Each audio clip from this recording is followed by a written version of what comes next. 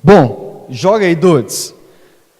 Vou recapitular, mas hoje o resumo vai ser bem rápido mesmo. Mas eu vou te dar uma colher de chá, amém? Vai chegar um momento que eu vou te parar de dar de colher de chá. Então vamos lá. Nós estamos no mês de maio, falando, estudando e aprendendo sobre discípulos de Jesus. Pergunta para quem está do seu lado: você já é discípulo de Jesus? Fala com ele: você já é discípulo ou ainda faz parte da multidão? Pergunta para ele. Bom, na primeira quarta-feira, nós falamos sobre a essência de um discípulo. O que pode resumir a vida de um discípulo de Jesus? Jesus resumiu a essência de um discípulo em 2 palavras. Quem lembra quais são? 2 palavras. Jesus definiu a essência de um discípulo: ser como. Muito bem. Jesus disse: o discípulo não está acima do seu mestre, basta o discípulo ser como o seu mestre. Então Jesus revelou que o desejo, o propósito, o objetivo, o sonho, o alvo, a motivação de todas as coisas na vida de um discípulo é essas 2 palavras: ser como Jesus. Se eu sou discípulo de Jesus, qual é o meu desejo? Ser como ele. Amém? Por isso eu faço tudo o que eu faço, porque dia após dia eu quero me tornar mais parecido com quem? Com Jesus, porque esta é a vontade de Deus. E nós também falamos na primeira quarta-feira a diferença entre a multidão e os discípulos. Deus, quando olha lá do céu aqui para baixo, ele só vê 2 diferenças nas pessoas: ou não é discípulo de Jesus, faz parte do grupo de discípulos, faz parte do grupo da multidão. A multidão, às vezes, são pessoas que até seguem Jesus, que até frequentam cultos, frequentam igrejas anos e anos, mas eles ainda não são discípulos. Por quê? Primeiro, porque eles só estão perto de Jesus interessados nos benefícios. Eles não estão olhando como muitos pregadores ilustram, eles não olham para o coração de Jesus, eles olham para as mãos de Jesus. Um dia Jesus virou para a multidão e falou assim: olha, eu sei que vocês só estão aqui porque há pouco tempo eu tinha multiplicado 5 pães e 2 peixes, e talvez vocês estão querendo comida de novo.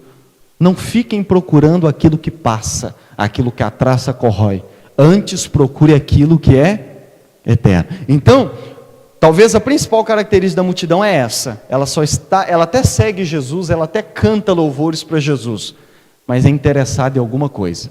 Tanto que, quando ela recebe, nunca mais ela volta, ou, se ela não recebe, ela vai embora também.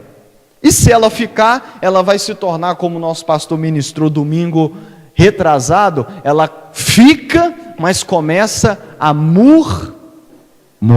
E começa, ela até fica no meio da igreja, fica frequentando cultos e tal. Ela pode até ir numa célula, mas ela só vai para criticar, ela só vai para murmurar. Quem está entendendo diz amém? Porque ela já deixou de ser discípulo ou nunca se tornou discípulo. Quem entendeu diz amém? Esse foi a primeira quarta-feira. Segunda quarta-feira, semana passada, eu preguei sobre as 3 condições que Jesus deu para alguém se tornar discípulo. Você sabia que tem pessoas que querem ser discípulo de Jesus, mas não podem? Olha o que eu estou dizendo. A Bíblia revela, Jesus revelou que tem pessoas que até querem, mas Jesus fala assim: você não pode. Por quê? Porque ela não preenche as 3 condições que todo discípulo, que toda pessoa precisa preencher para se tornar um discípulo de Jesus. E a primeira delas, Jesus disse: se você quiser, você tem que negar-se a si mesmo. Põe esse slide do negue-se a si mesmo para mim, eu vou resumir ela. Olha lá, a palavra discípulo aparece 286 vezes no Novo Testamento. Pode passar. Vai lá naquela lá do negue-se a si mesmo. O que significa negue-se a si mesmo?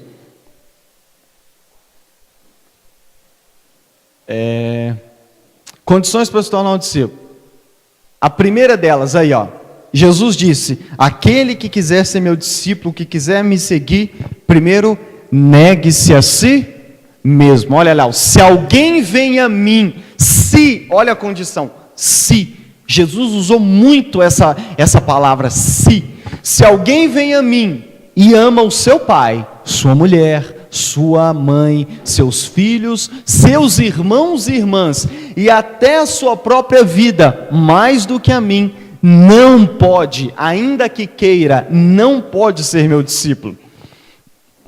Da mesma forma, qualquer de vocês que não renunciar a tudo que possui, não pode ser meu discípulo. Ainda que você queira, você não pode. E aí, nós aprendemos que o negue-se a si mesmo pode ser resumido em uma palavra só: renúncia. Fala com quem está do seu lado: renúncia.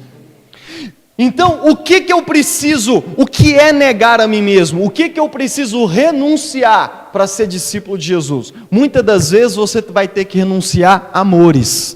Por que eu pus amores no plural? Porque aqui em cima Jesus falou de vários exemplos de amores, sim ou não? Amor ao pai, amor à mãe, amor à mulher, amor aos filhos, amor aos irmãos e até amor a si mesmo. São vários tipos de amores, por isso eu pus no plural. Então Jesus está dizendo que se você quiser ser discípulo dele, você vai ter que negar, talvez você vai ter que negar, renunciar a alguns amores da sua vida. E eu, com toda modéstia, eu acrescentaria as palavras de Jesus, amigos também. Porque às vezes, como eu disse semana passada, uma das coisas que eu tive que negar, que renunciar quando eu aceitei Jesus, foi o amor que eu tinha por um primo meu. Eu queria ser tão igual a ele, que várias coisas erradas que eu aprendi com ele. Vários pecados que eu me envolvi na juventude, esses pecados eu aprendi a cometer com ele. Era unha e carne, e a família inteira sabia e via isso. Só que quando eu conheci Jesus, Jesus me falou assim: olha, você vai ter que escolher entre mim e ele, porque não dá para você querer ser igual a nós dois. E o que eu tive que fazer? Renunciar ao amor que eu tinha pelo meu primo. Hoje, se a conversa nossa junto durar 5 minutos, é muito. Mesmo assim, tem que apelar para falar do Cruzeiro, que senão não sai assunto nenhum. Eu tive que renunciar também o futebol, porque eu idolatrava o futebol. Eu 24 horas querendo jogar futebol. Eu estou dando esse exemplo para dizer para você, para ser discípulo de Jesus, então, ele vai te mostrar coisas que você precisa renunciar. Quem está entendendo diz amém? Amores, sentimentos, vontades, ideias, sabia disso? Conceitos, argumentos e até relacionamentos. Aqui, talvez cada item aqui daria uma pregação, um culto. Mas resumindo, que eu já falei muito disso semana passada, se Jesus te mostrar e você não negar a si mesmo, não renunciar a várias dessas coisas que se encaixam nessas coisas, Jesus disse: ainda que você queira, você não pode ser meu discípulo. Não é você que fala assim: Jesus, não vou andar com o Senhor mais não vou ser discípulo do Senhor não. É Jesus quem vira para você e diz assim: olha, você eu não quero como meu discípulo, porque você não pode ser meu discípulo. Quem está entendendo diz amém. Estou só recapitulando. Depois, segunda condição, qual que foi? Pode passar. Pode passar. Tomar a sua cruz. Irmãos, olha para mim. O negue-se a si mesmo, a renúncia, é de uma vez por todas. Fala com quem está falando. Renunciar tem que ser de uma vez por todas. Vocês estão me entendendo? Por exemplo, o que significa arrependimento? Por exemplo, Jesus fala assim: olha, tocar nesse púlpito é pecado. Tocar nesse púlpito é pecado. Então eu tenho que renunciar a esse pecado. Como que Deus tem certeza que eu me arrependi e renunciei a esse pecado? Se eu nunca mais volto a tocar nele. Nunca mais volto a tocar nele. A Bíblia fala que um dia Davi cometeu adultério com Betseba. Aí 1 Reis 15:5, se eu não estou enganado, fala que a única vez que ele cometeu adultério foi nessa vez. Depois daquilo, nunca mais ele cometeu adultério. Por quê? Porque se arrependeu. Mas tem pessoas que todos os dias voltam. Toca, Senhor, pequei, me perdoa, aí vai embora. Aí passa um dia, e no outro dia ele volta lá e toca de novo. Ah, Senhor, me perdoa, eu estou arrependido. Isso é renúncia, irmãos? Isso é sem vergonhice. Fala com quem está falando. Isso é sem vergonhice. Amém? Por isso que Jesus disse assim, olha, aquele que põe a mão no arado e olha para trás não é digno de mim. Irmãos, a renúncia é de uma vez por todas. Quem entendeu diz amém. Você precisa romper. Fala com quem está falando, romper. Por exemplo, quem aqui voltou a costurar o cordão umbilical depois que foi cortado? Quem aqui? Ninguém, né? Fala com quem está falando, tem que cortar esse cordão umbilical aí. Fala com ele. Isso é renunciar, isso é negar a si mesmo. Quem está entendendo diz amém. Agora, o tomar a sua cruz é uma decisão diária, é um estilo de vida que você cria. Se a renúncia é uma atitude que você toma de uma vez por todas, o tomar a sua cruz não. Tomar a cruz, que é a segunda condição, é um estilo de vida. Jesus estava dizendo assim, se você quiser ser meu discípulo, você vai ter que pegar a sua cruz, porque eu não carreguei para você não. Tem gente que fala assim, Jesus levou minha cruz. Não, ele levou a dele. A sua eu sei que tem que levar. Fala com quem vai falar. A sua cruz, ele falou, eu sei que tem que carregar. E ele disse assim, olha, você vai ter que pegar ela hoje e carregar ela até o dia que eu voltar. Por isso que ele disse, diariamente tome a sua cruz. E é um estilo de vida que você leva. Porque a cruz representa a vontade de Deus. Jesus dobrou o joelho no Getsêmanis e orou assim, ó, Pai, que não seja feita a minha, mas a tua. Eu até não quero, se for possível, faz de outro jeito. Mas como é a sua vontade, que não seja feita a minha, mas seja feita a sua. A cruz é a vontade de Deus. Então, viver uma vida carregando a cruz, é viver uma vida no estilo de vida de Jesus, que nos leve ao centro da vontade de Deus. Quem entendeu diz amém. Eu não vou aprofundar aqui, porque é só um resumo, pode passar. E a terceira coisa, pode passar. Ele disse, negue-se a si mesmo, tome a sua cruz e me siga. Por que me siga? Quando ele disse, e me siga, ele estava dizendo assim, continua me seguindo. Já negou a si mesmo? Cadê a cruz? Está aí? Beleza, então agora me segue. Por quê? Porque não basta renunciar ao que é errado, não basta tomar a cruz diariamente. Agora você precisa segui-lo para ser igual a ele e para fazer tudo o que ele quer que você faça. Fala com quem está ao seu lado. Jesus tem uma lista de coisas que ele quer que você faça para ser discípulo dele. E o seguir Jesus significa estar disposto a aprender todos os dias o que Jesus quer que você faça. Quem entendeu diz amém. E isso também é para o resto da vida, até que ele volte e nos leve. Quem entendeu diz amém. Resumir as 2 primeiras quartas-feiras. Então hoje nós vamos falar, já que eu disse que seguir Jesus, ele vai começar a te ensinar o que é certo, então olha para você ver. Todos aqui eu tenho certeza já fez entrevista de emprego, sim ou não?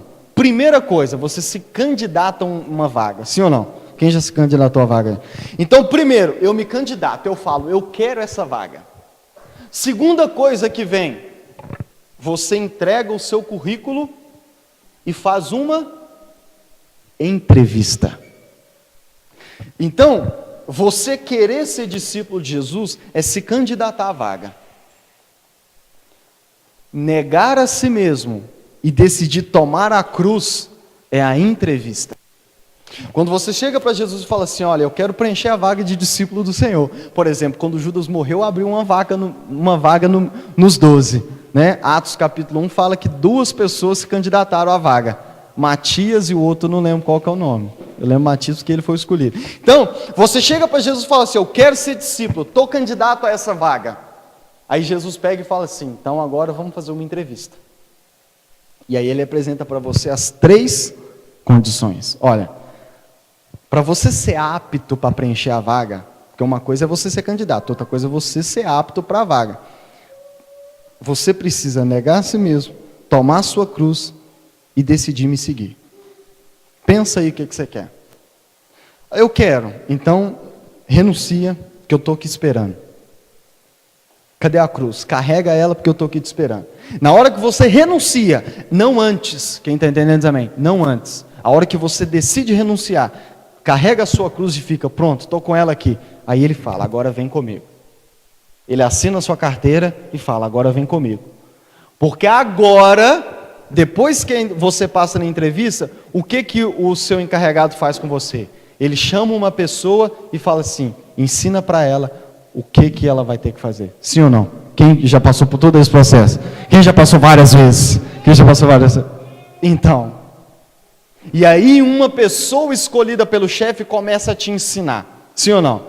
Então, depois que você renunciou, tomou a cruz, segurou ela e falou, vou carregar ela, ele fala, agora vem. E ele sempre também põe alguém para te ensinar. Por isso que nós somos uma igreja que valorizamos o discipulado 1 a 1. Porque através do discipulado 1 a 1, é Jesus pegando um discípulo mais velho, um funcionário mais velho, colocando com um discípulo novo, um funcionário novato, e falando assim, agora você vai ensinar para ele tudo que você já está aprendendo. Aquele cara é o chefe? Não, mas é uma pessoa que vai passar para ele. Quem está entendendo, diz amém? Então, e aí começa a caminhada. Então, hoje nós vamos falar sobre atitudes de um verdadeiro discípulo. Então, eu neguei a mim mesmo, estou carregando a cruz e passei na entrevista. Então, agora nós vamos aprender atitudes que um verdadeiro discípulo toma. Quem entendeu até aqui diz amém. Amém? Então, à medida em que nós fomos conversando a respeito das atitudes, vá fazendo uma análise na sua vida. Ô Lucas, eu já me considero um discípulo, então faz um autoexame. Faz um autoexame. De 5 em 5 anos a gente não tem que renovar a carteira de habilitação? Entenda hoje como uma renovação. Analisa a sua vida de discípulo. Se essas atitudes estão na sua vida, e tome uma decisão. No final nós vamos fazer uma oração para você tomar uma decisão. Talvez você vai precisar tomar a decisão de renunciar a muitas coisas. Talvez você vai ter que tomar a decisão de pegar a cruz, porque talvez você largou ela num canto por aí, né? Não está nem lembrando dela. E tomar a decisão de as atitudes que não estiverem na sua vida, para o seu próprio bem como discípulo, você vai passar a praticá-las. Quem entendeu diz amém. Então vamos lá. Pode passar. Atitudes, pode passar. Está o subtítulo lá. Olha lá. Ó.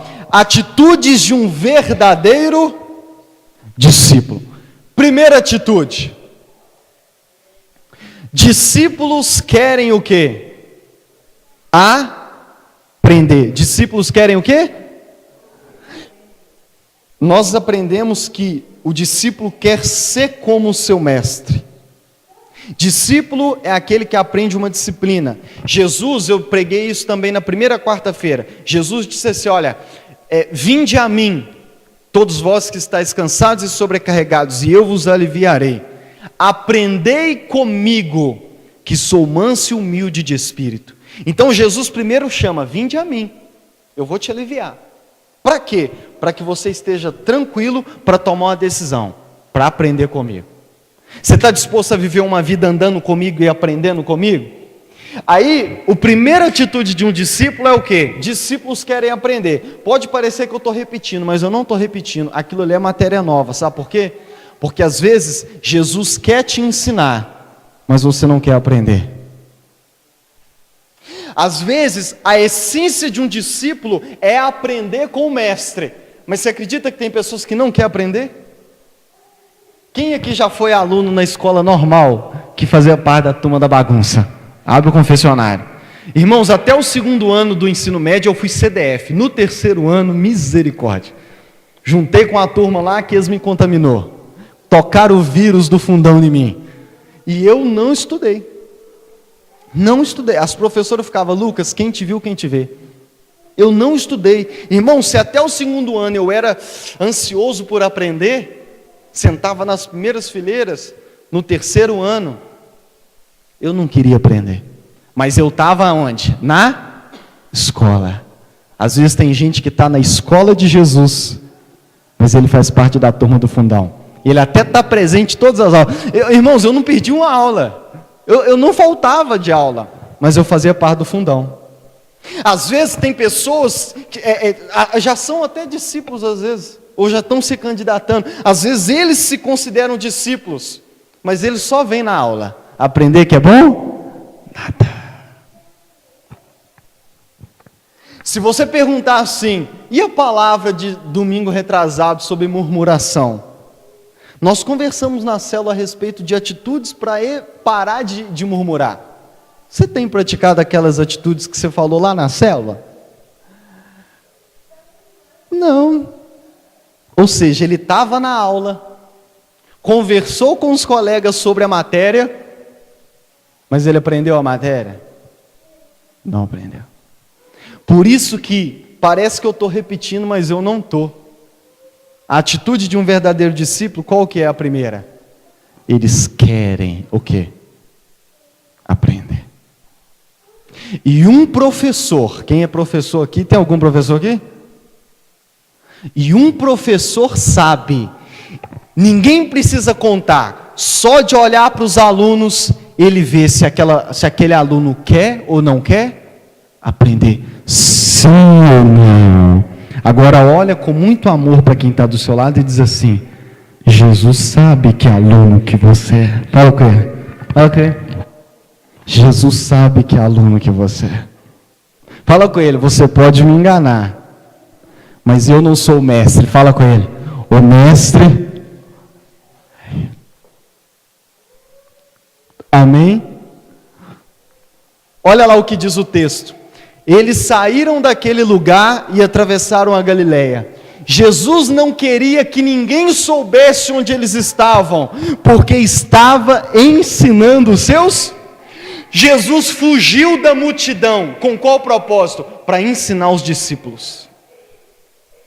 Jesus sempre quis ensinar para os discípulos.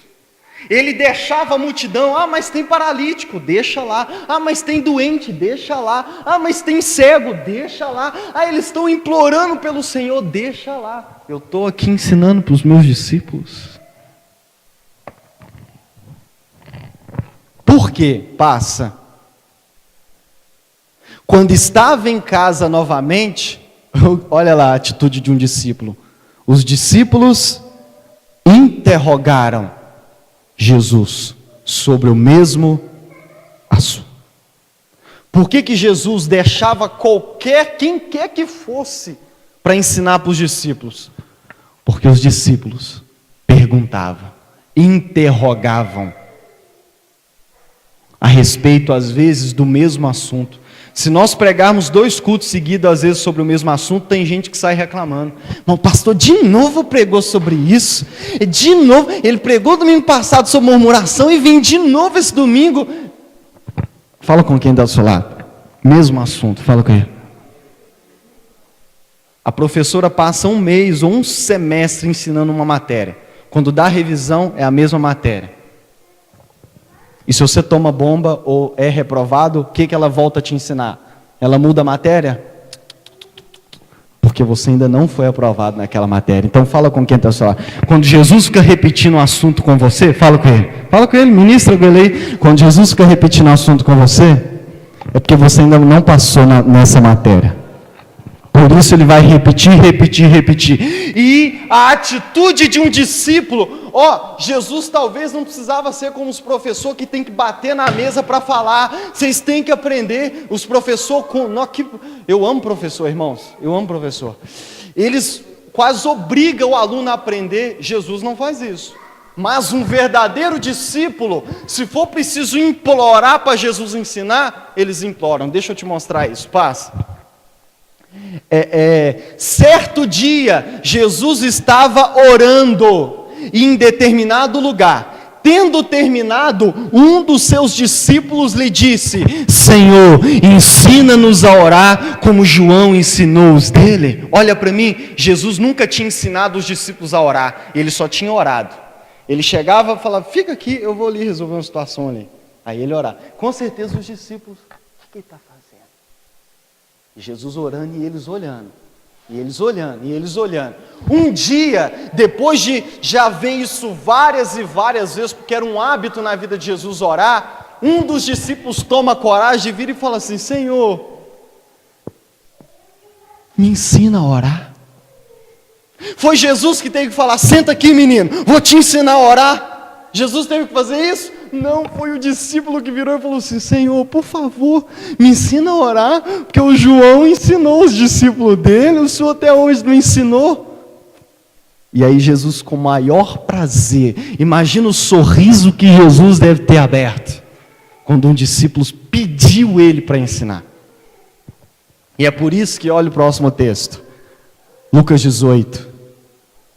Então Jesus contou aos seus discípulos uma parábola, para mostrar-lhes que eles deviam orar sempre, e nunca desanimar. E desde esse dia, se você ler os evangelhos, você vê, depois desse dia, Jesus começou a direto ensinar sobre a oração.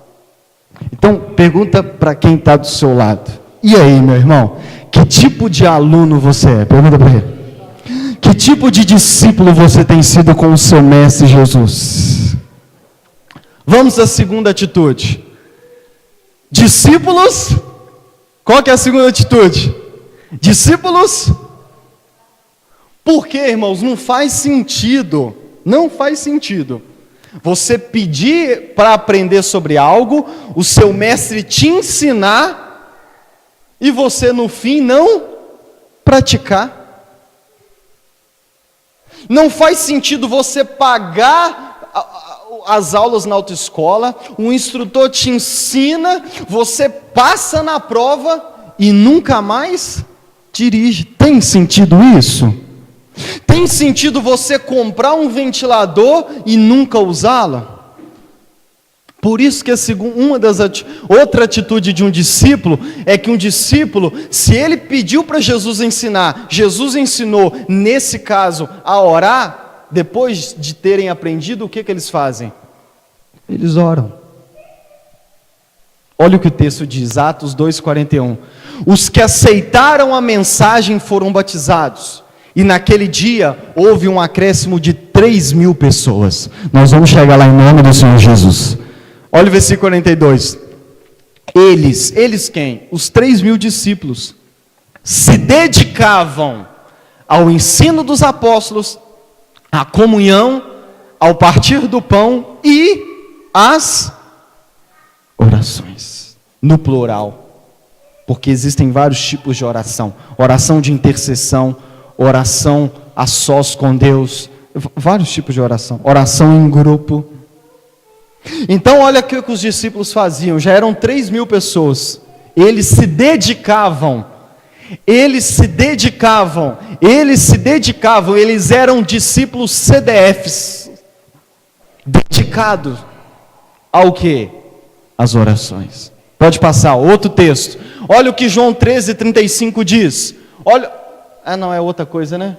É outro. Então de oração eu só pus esse? Amém, não tem problema não. Quem entendeu então? Discípulos oram. Amém?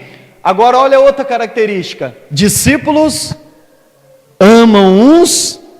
Olha o que Jesus disse, irmãos. Eu gosto de ler a Bíblia e reparar cada palavra. Olha lá, ó. Com isso, todos saberão que vocês são meus discípulos, se vocês se amarem uns aos outros. Com isso, todos saberão que vocês são meus discípulos. Se. Como que todos vão saber? Se. Porque vocês têm escolha. Se. Porque tem gente que pode não praticar. Se vocês amarem uns aos outros. Amar um ao outro. O irmão Rodrigo ontem, o outro Rodrigo de Belzonte. O irmão Rodrigo ontem disse que amar um ao outro no cristianismo é também suportar um ao outro. Amar um ao outro é saber da fraqueza do meu irmão e ainda assim eu vou continuar amando. É saber às vezes uma falha, um defeito que ele tem e ainda assim eu continuo amando ele. Amar ele é às vezes ele ter feito algo que me deixou chateado e ainda assim eu continuo amando ele. Quem está entendendo isso, amém? Agora olha o que Jesus disse: todos saberão que vocês são meu discípulo. Ou seja, qual é uma das marcas do verdadeiro discípulo? Ele ama uns aos outros. Agora, aí a gente poderia perguntar, por que então que as pessoas ou o mundo lá fora não tem reconhecido que nós somos discípulos de Jesus? Porque o amor de muitos dentro da igreja tem o quê? Esfriado. A gente ama Jesus, Ah não, Jesus eu amo, mas os irmãos aqui, acaba o culto, eu quero ir embora rápido, porque, sabe, eu não tenho vontade de estar com eles. Você não ama, irmãos. Você não está armando. Algum problema tem no seu coração. E aí você pode ficar esperto, porque talvez você está deixando de ser um discípulo. Quem está me entendendo, amém? Próxima atitude. Discípulos são um. O que significa isso? Olha os textos. João 17, 20 a 21 diz assim, ó, olha Jesus orando. Minha oração não é apenas por eles, os discípulos. Rogo também por aqueles que crerão em mim no futuro, por meio da mensagem destes. Então, olha, deixa eu só abrir um parênteses aqui. Não deixa eu perder onde eu estou, não. Abre um parênteses. Olha o que Jesus está dizendo. Ele estava orando para os discípulos que andaram com ele. Capitão Pedro, Tiago, João andaram com ele, conviveram quando ele esteve aqui na terra. Eu estou orando por eles, mas não só por eles. Eu também estou orando para aqueles que no futuro vão crer em mim. Porque eu vou voltar na terra e pregar de novo? Porque eu vou voltar na terra e andar de novo aqui pregando? Não. Porque esses aqui que estão comigo agora, por meio da mensagem deles, esses futuros vão crer. Sabe o que eu posso aprender aqui também? E voltando a falar a respeito do discipulado, é porque às vezes Jesus não lida direto, ele pode, amém? Jesus às vezes, pelo menos no começo, ele não lida direto com uma pessoa, ele usa uma pessoa que já é discípulo para tratar com aquele que está se candidatando. Conseguiu me entender? Irmãos, olha para mim, à medida em que eu vou amadurecendo, à medida em que eu me torno discípulo, eu não dependo mais de você. Eu não dependo mais do meu pastor para ter um relacionamento com Jesus. Quem entendeu diz amém. Porque eu já sou maduro, eu já sou um verdadeiro discípulo. Então eu não preciso mais do meu pastor como meu intermediário.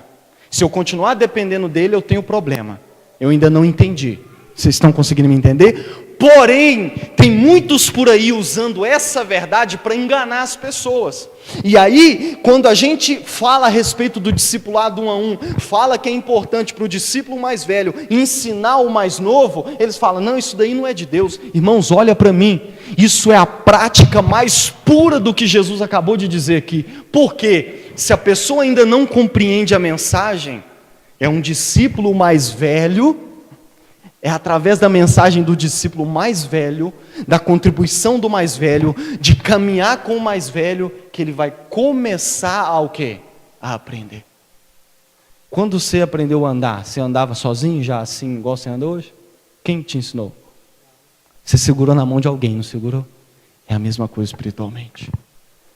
Quando a criança, quando ainda é bebê espiritual, e a Bíblia fala disso, para ela aprender, ela precisa de um discípulo mais velho. Ah, mas esse discípulo está no lugar de Deus? Não, ele não está no lugar de Deus. Ele não está no lugar de Jesus. Mas ele está sendo usado por Jesus. Lembra quando Jesus disse assim, olha, quem vos receber, vai me receber. Quem vos rejeitar, vai estar me rejeitando. Porque quem recebe vocês, estará me recebendo. Se eu não estou enganado, Mateus capítulo 10. O que ele está dizendo? Pelo menos no começo da caminhada, até chegar ao nível da maturidade, ninguém caminha sozinho. Sempre vai ter alguém, um discípulo mais velho, já maduro, para segurar na mão do mais novo e ensinar ele a caminhar. Por isso que na vida nova, todos temos um discipulador, mas todos também podemos ser um discipulador. Quem consegue me entender? O pastor Carlos está aqui, ele é meu discipulador. Eu aprendo a caminhar com ele. Mas eu já tenho os meus discípulos. O Claudão é meu discípulo e o Mateus, por enquanto, são os dois meus discípulos. Eu aprendo a caminhar com o pastor. E o que eu já tenho aprendido com ele, e também por experiência própria, por relacionamento próprio com Jesus, eu transfiro isso para quem? Para o Claudão e para o Mateus. E eu tenho certeza absoluta que daqui a um tempo, Claudão vai ter os seus discípulos, Mateus vai ter os seus discípulos. E aí, de geração em geração, vai passando a chama do Evangelho. O apóstolo Paulo disse assim, em 2 Timóteo capítulo 2, versículo 2. Timóteo, meu filho na fé, O que você ouviu de mim, diante de muitas testemunhas, ensina para homens fiéis, que vão ser capazes de ensinar para outros homens fiéis, que vão ser capazes, e por aí vai. Quem já entendeu diz amém. Fecha parênteses. Para que todos sejam um. Pai, como tu está em mim e eu em ti, que eles também estejam em nós, para que o mundo creia que o Senhor me enviou. Uma das coisas que, se nós não tivermos, o mundo não vai crer em Jesus, porque Ele mesmo disse, é unidade. O quê? Unidade. Temos que ser um. Irmãos, olha para mim. Sabe o que mais tem impedido o Evangelho de alcançar o mundo inteiro? A divisão no meio das igrejas. Só que a divisão no meio das igrejas, denominações, é resultado de que às vezes as igrejas locais, como a nossa também está dividida. Por isso que, quem faz parte da Vida Nova aqui? Quem faz parte da Vida Nova? Somos uma igreja só no mundo inteiro, mas com relação à igreja local, eu ainda vou mostrar para vocês biblicamente, a Bíblia separa isso, igreja universal e igreja local. Mas não vou aprofundar nisso hoje. Mas nós fazemos, a Vida Nova é a igreja local. Então, antes de pensar lá fora, aqui dentro nós temos que ser o quê? Um só. Se nós não formos um, ninguém vai entrar aqui e crer que Jesus é o Filho de Deus. Olha o próximo texto. Olha o que Atos 2,44 diz. Os que criam, os discípulos, mantinham-se o quê? Unidos. E tinham tudo em comum. Irmãos, pode até haver conflitos, como o nosso pastor ministrou para nós ontem. Pode até haver conflitos. Pode até haver probleminhas.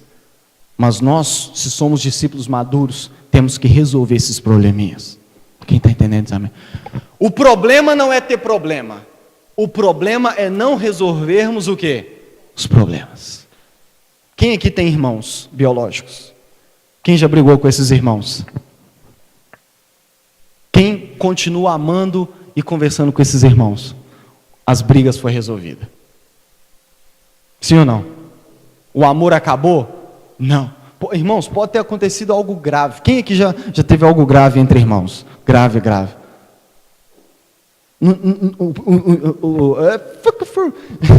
O problema não é a gravidade do problema.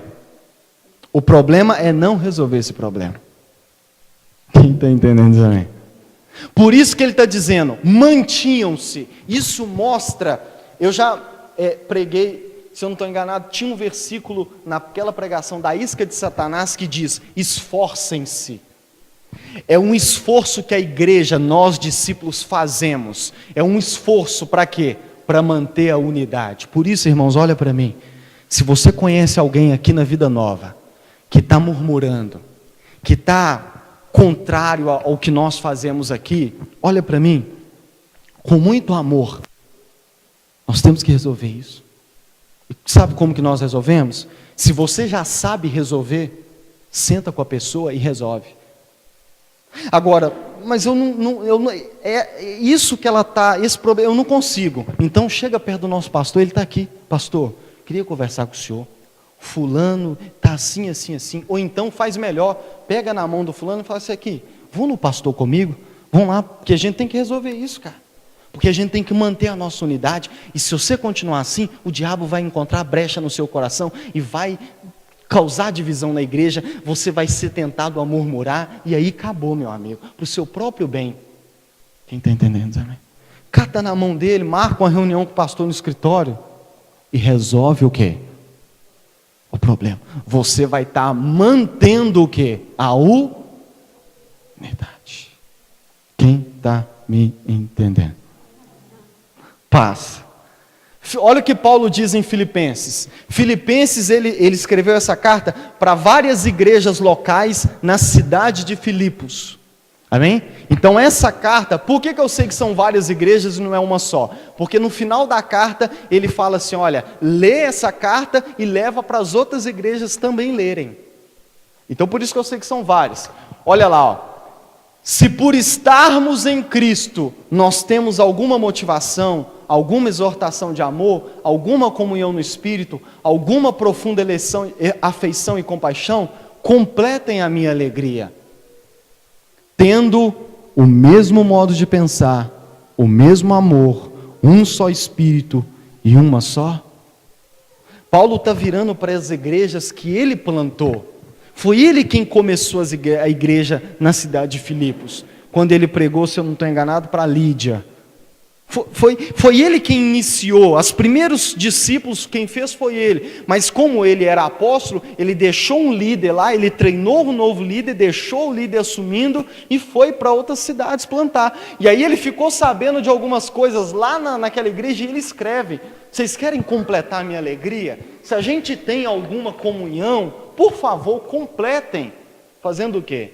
Tendo um só maneira de pensar, um só amor, um só Espírito e uma só atitude. Amém? Por isso, irmãos, nós estávamos até conversando antes de começar o culto. Por isso é importante, se você já é discípulo realmente, a gente não precisava ter que implorar, mas eu vou usar essa palavra aqui. Eu te imploro, participe. Se tem uma reunião, irmãos, que você não pode faltar, é a reunião do Tadel. Fala com quem está do seu lado. T-A-D-E-L, Tadel. Por quê? Porque o Tadel não é reunião de multidão. É reunião de quê? Discípulos. O que nós fazemos no Tadel? Nós deixamos a multidão. Reunimos os discípulos. Para quê? Passar a visão. O nosso pastor fala com a gente o que ele está pensando. Quem está entendendo? Ele passa para a gente o que motivou a gente a arrumar as cadeiras em 3 fileiras. A gente não está querendo dividir a igreja, a gente está organizando a igreja. Estou usando um exemplo que nós estávamos conversando. Quem está entendendo diz amém? Agora, se eu não participei do Tadel ontem, aí domingo eu chego aqui, e aí, tá vendo? O pastor já dividiu a igreja.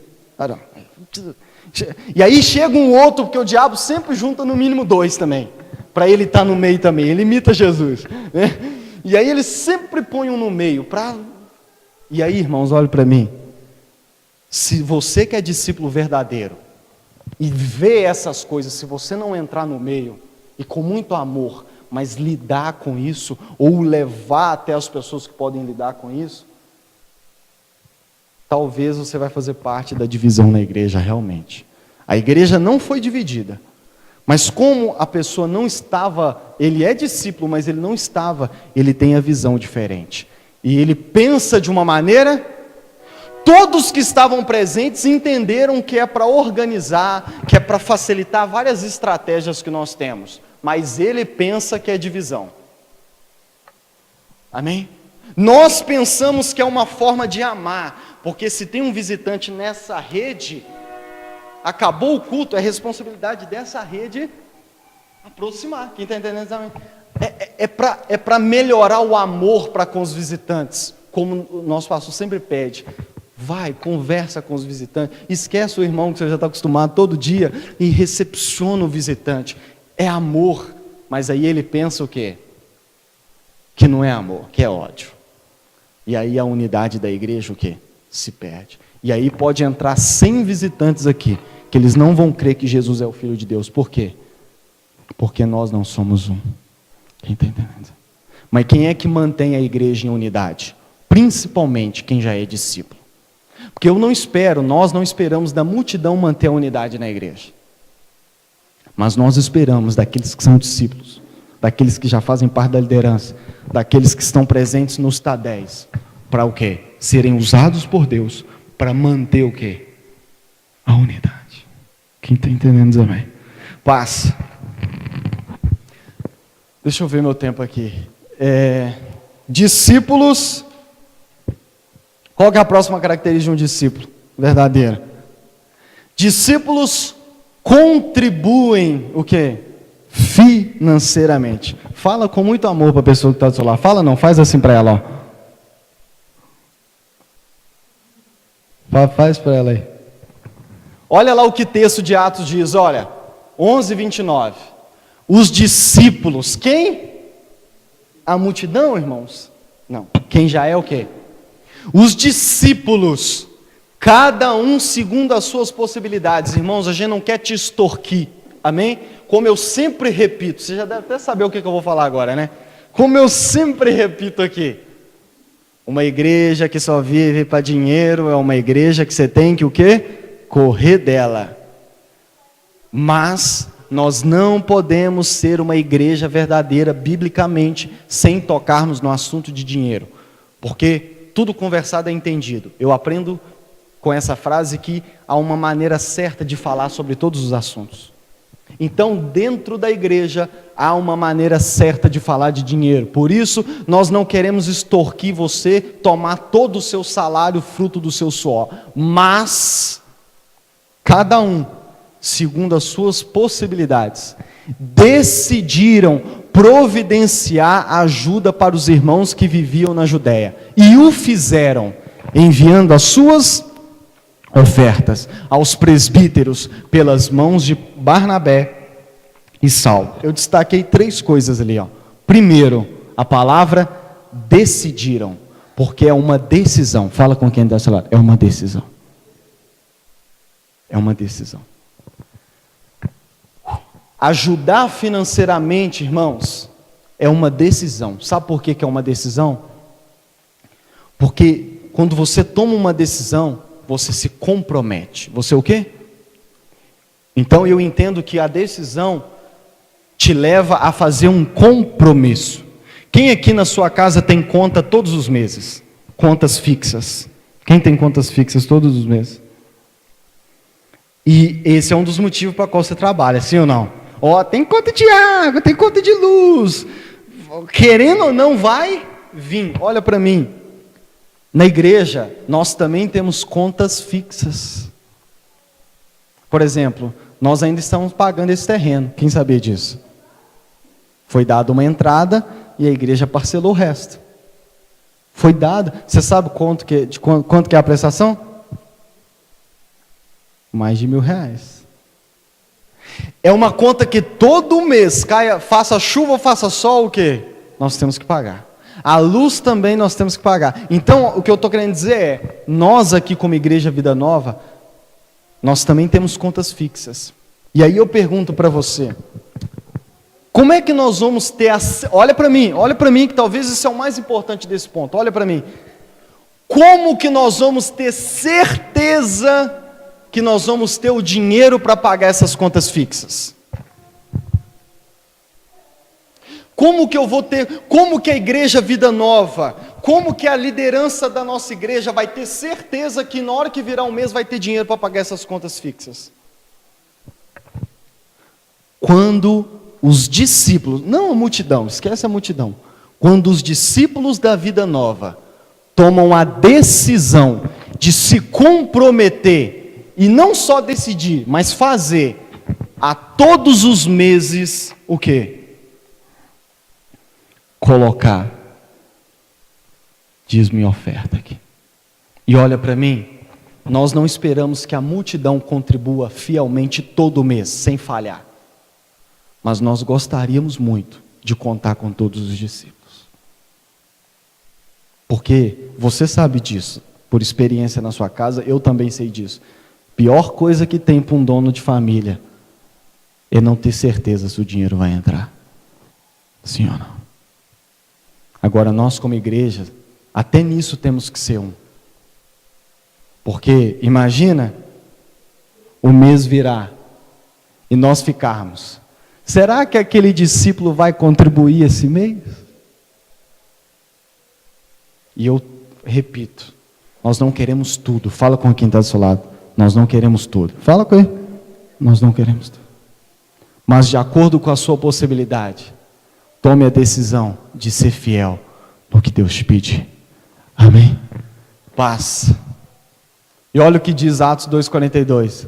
Vendendo suas propriedades e bens, distribuíam a cada um conforme a sua necessidade. Pode passar. Olha o que Atos diz, eu amo esse texto. Da multidão dos que creram, uma era a mente e um o quê? Coração. Então olha para mim, eu falei de unidade há um ponto atrás. Agora o texto começa dizendo a mesma coisa. Os discípulos ali em Atos 4 já eram uma multidão, mas não era multidão, era multidão de discípulos, já eram mais de 3.000. Em Atos 4 já eram 5.000 pessoas. Essas 5.000 pessoas tinham uma só mente e um só o quê? Tem gente que não gosta de ver a igreja crescer, porque ele fala assim, quando a igreja crescer, a gente vai perder isso aqui que a gente tem, esse amor, Aí eu prefiro igreja pequena. Irmãos, então essa igreja não é de Deus. Ela não é verdadeira e não tem discípulos verdadeiros. Porque nesse texto eu vejo 5.000 pessoas tendo a mesma mente e o mesmo coração. Por quê? Porque eram todos discípulos. Como que vai falar que o problema é ter muita gente? Se a Bíblia diz que mesmo sendo 5.000 pessoas, eles tinham a mesma mente, o mesmo coração. Quem está entendendo? E qual foi o resultado disso? Ninguém considerava unicamente sua coisa alguma que possuía, mas compartilhavam tudo o que tinham. Não haviam pessoas necessitadas entre eles, pois os que possuíam terras ou casas as vendiam, traziam o dinheiro da venda e colocavam aos pés dos apóstolos, que eram os líderes da igreja, que o distribuíam segundo a necessidade de cada um. Aqui também eu vejo, abre parêntese, o princípio de autoridade, porque eram 5.000 pessoas, mas a liderança da igreja era composta pelos apóstolos, que eram 12 pessoas. Aqui eu vejo o que significa ser somente um só coração. Eu vejo que mesmo sendo 5.000 pessoas, não tinha pessoas dizendo assim, mas por que eu tenho que pôr lá no gasofilaço? Por que eu não posso pegar aqui o meu dízimo e minha oferta e fazer o que... vou ajudar uma pessoa aqui, vou ajudar outra pessoa ali, vou ajudar um pobre aqui. Por que eu tenho que pôr lá no gasofilaço da igreja? Não, eu não quero que o pastor fique sabendo, eu não quero que... Não, eu vou fazer aqui e Jesus está vendo. Eu não vejo isso na igreja bíblica. Eu vejo as 5.000 pessoas colocando aos pés, não é na mão, amém? É por isso que a Bíblia, aos detalhes, aos pés. Por quê? Eles confiavam que a liderança da igreja, os apóstolos, iam distribuir de acordo com a necessidade. Quem está me entendendo? Por isso que eu vou ser ousado aqui. Eu nem sei se o pastor depois vai puxar minha orelha, mas eu vou ser ousado. Se você não confia na liderança da Vida Nova, sinceramente, procure uma igreja que você vá confiar na liderança. Porque talvez a pior coisa que quebra a unidade da igreja é você não confiar na liderança da sua igreja local. Quem está me entendendo? Por isso que olha para mim, ou você está, ou você não está. Ou é somente um só coração, ou é melhor você ir para um local onde você vai ser somente coração, até para o seu próprio bem. Amém? Quem entendeu disso? Amém? Eu acho que por hoje é só. Qual que seria a próxima, Dudes? Deixa isso aí para a semana que vem. Porque aquilo ali... Olha só, lê só o título do próximo. Discípulos reagem bem ao confronto e à correção. Misericórdia, Jesus. Vamos parar? Quem quer que pare? Não é questão de querer, agora o nosso tempo. Mas pode fechar aí, Dudes. Quem entendeu? Sério mesmo? Então, irmãos, olha para você ver. Por isso que eu termino dizendo, repetindo. Se você já é discípulo, se você já está caminhando, se você já faz parte da liderança da Vida Nova, ou está caminhando para isso, Tadel é a sua reunião mais importante. O Tadel só perde para a Santa Ceia, mas com exceção da Santa Ceia, o Tadel ganha da célula e o Tadel ganha do culto. Por que o Tadel ganha da célula e ganha do culto? Porque se o discípulo não participar do Tadel, ele não vai ter a mesma mente e o mesmo coração que toda a igreja. E aí, ainda que ele seja discípulo ou líder de célula, a célula vai ir para um lado e a igreja vai estar caminhando para outro. Eu já vi isso acontecer. Por que algumas células acabam? Porque a igreja estava indo numa direção e a célula estava indo em outra. Por isso que o Tadel é mais importante, porque aqui o líder vai assentar e vai pegar a mesma mente, mesmo coração. E aí ele vai chegar na sua célula, vai liderar de acordo, e no culto também, ele vai sentar aqui, sabendo que está o culto organizado em 3 fileiras. Por quê? Porque nós estamos mantendo a ordem. Quem entendeu? Se coloque de pé. Põe sua mão no seu coração. E como o apóstolo Paulo diz no texto da Santa Ceia, examine-se cada um a si mesmo. Agora não é hora de pensar no irmão que não estava aqui, que poderia estar aqui. Agora, irmãos, é o momento de examinar a si mesmo. Examine o seu coração. Será que você tem sido um com a vida nova? Será que você tem sido uma só mente, um só coração, com a liderança da vida nova? Porque se você está aqui, eu entendo que você escolheu fazer parte dessa igreja. Se você escolheu fazer parte dessa igreja, então seja uma só mente, seja um só coração, para que o diabo não ache lugar na sua vida e use você, para que você seja um dos discípulos verdadeiros que vão ajudar a manter a unidade da igreja.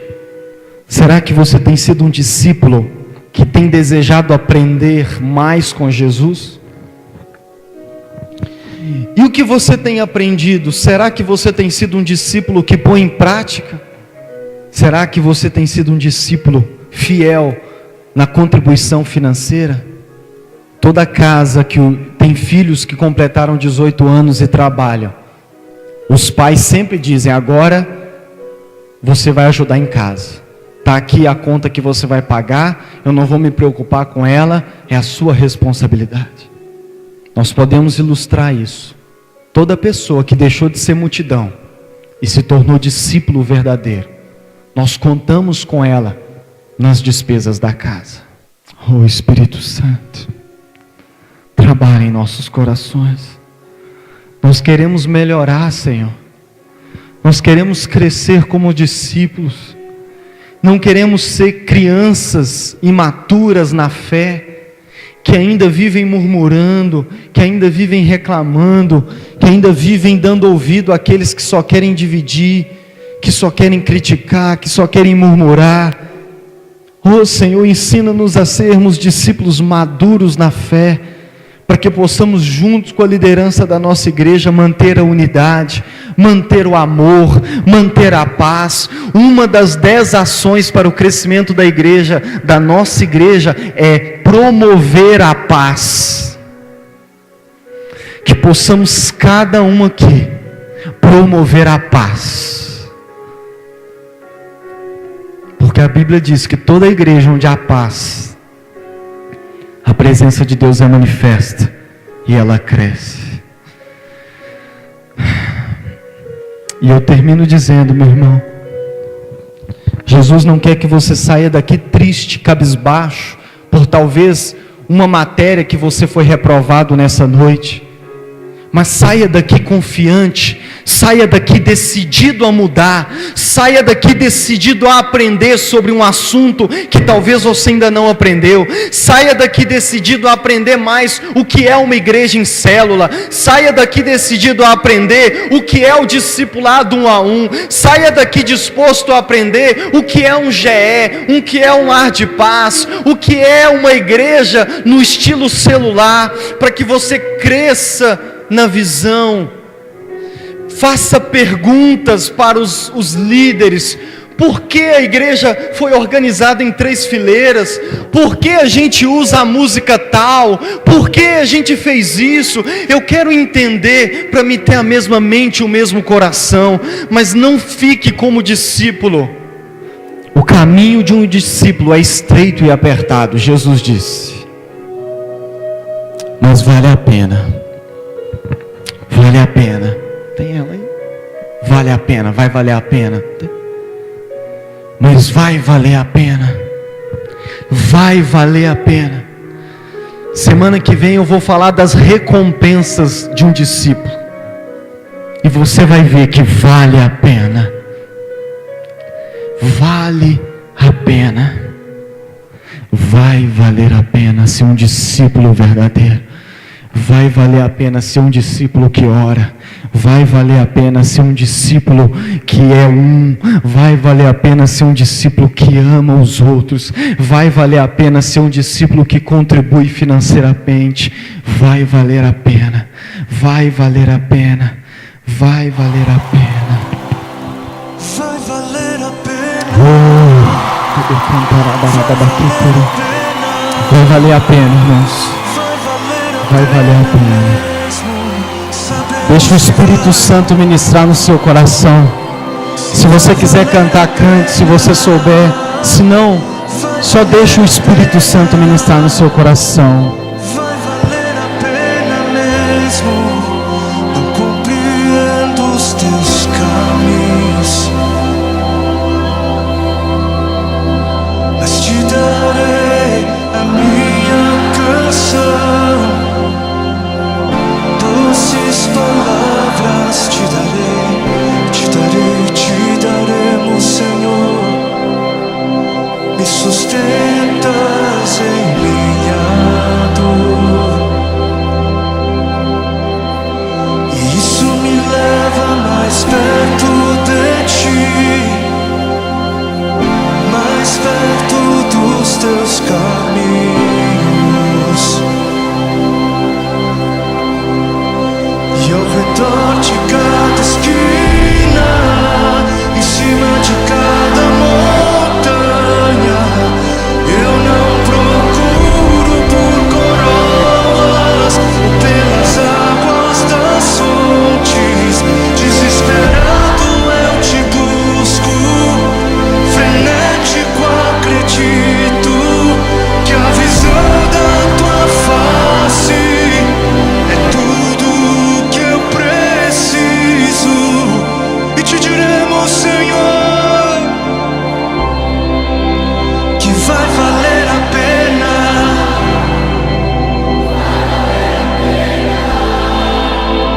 Vai valer a pena mesmo. Sabemos, se vai valer a pena.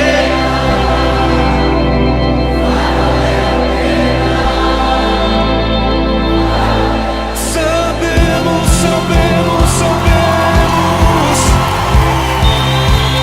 vai valer a pena. Vai valer a pena. Sim, sabemos que vai, Senhor.